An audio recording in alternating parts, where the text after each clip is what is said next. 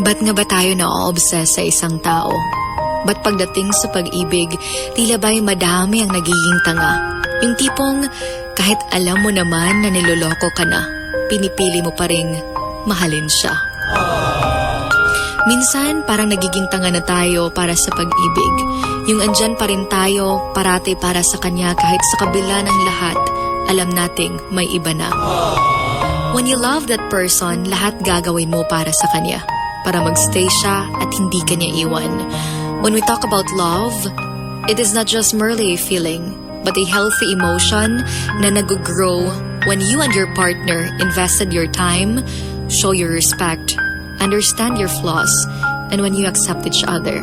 Sometimes, we might think that this is love. Kaning na-feel na ko ron, love na jud ni. Gugma na jud ni kay gaurus-urus na gyud ayo. Kanang feeling na gusto nimo siyang makita kada adlaw.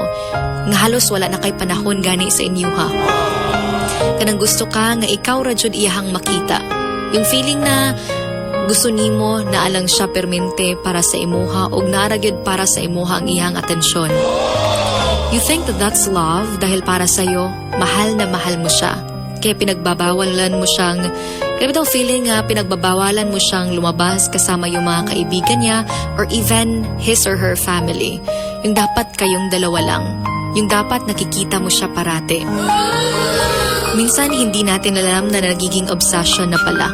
It is obsession when you feel physical need with that person every day.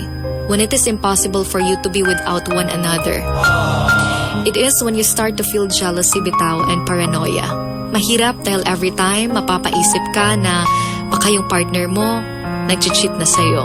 Yung partner mo na yung tipong lahat gagawin mo para sa kanya para lang hindi ka iwan at para hindi siya makakahanap ng dahilan para maghanap ng iba.